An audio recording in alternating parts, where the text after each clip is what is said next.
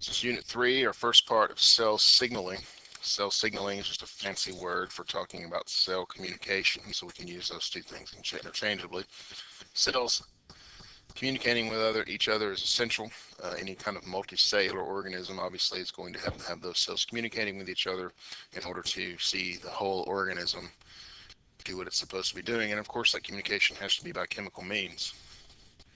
There are three ways that cells can be communicating with one another. Direct contact is obviously the first and one that you think of. I think you think of your skin cells are touching each other, or maybe muscle cells are touching each other, and they're actually communicating with each other. In plant cells, this would actually involve small little tubes that run through the cell wall.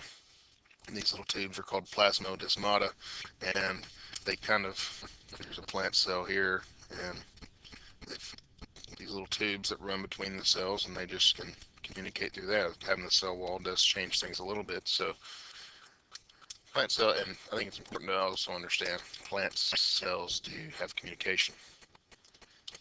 Two other types of communication are local and then long distance. Local has to do with a localized area. Think of like you get stung by a bee on your hand and your hand swells up, which is a body's response. Your whole body doesn't swell up unless, of course, something's wrong and you have an allergy or something like that. It could have to do with even the neurons firing, one nerve affecting another nerve. It's a very local kind of response.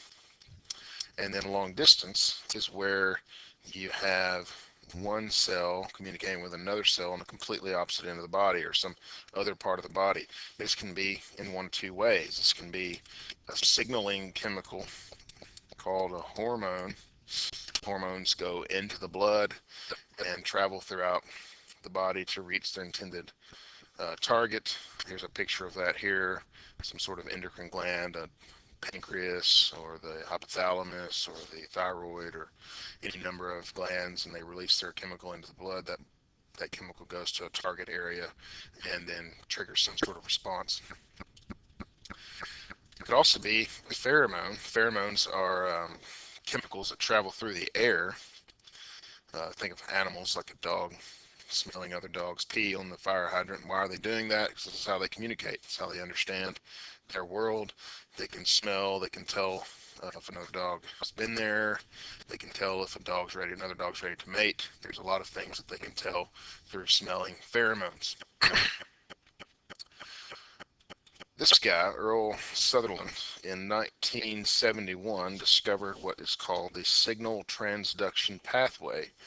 And the signal transduction pathway is essentially this. This is the idea of how a message, like a pheromone or hormone, gets from the outside of the cell to the inside of the cell and how the cell then responds to that message. There are three steps to the signal transduction pathway. And I'll write that up here so we can have a frame of reference. Signal transduction pathway. And the words should kind of help you to think through this. Signal first has to be received, and so the step one of that signal transduction pathway is reception. This is some sort of molecule binding to the membrane or the cell membrane receptor protein. There's some sort of protein on the cell membrane. That protein receives that particular message. This would be like the phone ringing, and I hear the phone ringing. I don't know anything about the phone call itself. I just know that the phone is ringing, and I need to do something in order to figure out that message. But the simple act of it ringing is me receiving the message. That's different than a knock on the door, which elicits a different response, or a fire alarm, or any number of other signals that we receive. And so reception is the first step. The second step is transduction. Transduction is a fancy word that basically means to change or to carry through. This is like me hearing the phone and then walking over to it, picking it up, holding it to my ear, hearing the message, relaying the message even to the person that is getting the message or whatever it is. This is a series of steps in changing the signal that came from the outside, whatever that signal is, into something that the cell can understand. It's converting the language, so to speak. Um, I get a message on the phone. The student that needs that message can't hear the message on the phone. Maybe they can sometimes, I don't know, but they can't hear it. They need me to relay that message to them. Again, this can be a series of steps. This isn't necessarily just one or two steps. It could be many steps along the way that could be this transduction. And ultimately, transduction is going to end where the response begins, and that is the third step, response. This involves making something, turning something on, turning something off. If you think of the phone call to my classroom, 9 times out of 10, that phone call is this person needs to come pick something up, or needs to go to the office, or needs to be checked out, or whatever it is. And so I am relaying that message to that student, and then that student in response gets up and goes. How does a cell respond? Well, 9 times out of 10, how does a cell do anything? A protein. And in order to get a protein made, you have to go to the DNA.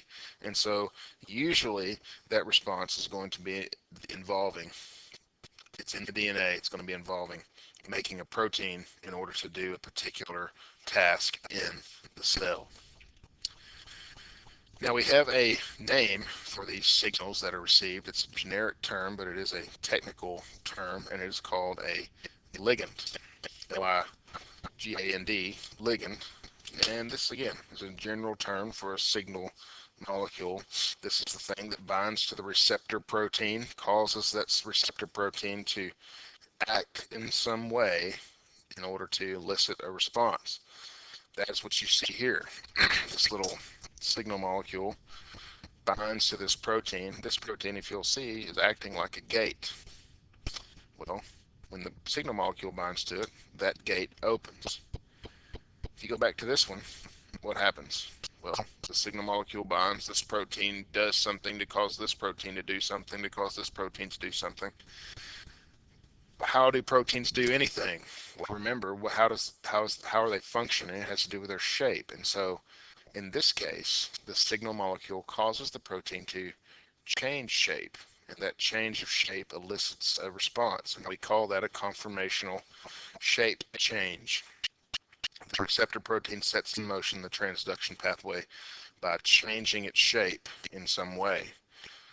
Different ligands initiate different responses, and I think it's important for us to understand that when we're talking about signal molecules, it could be many different things, and there are many different kinds of receptors found on cell membranes.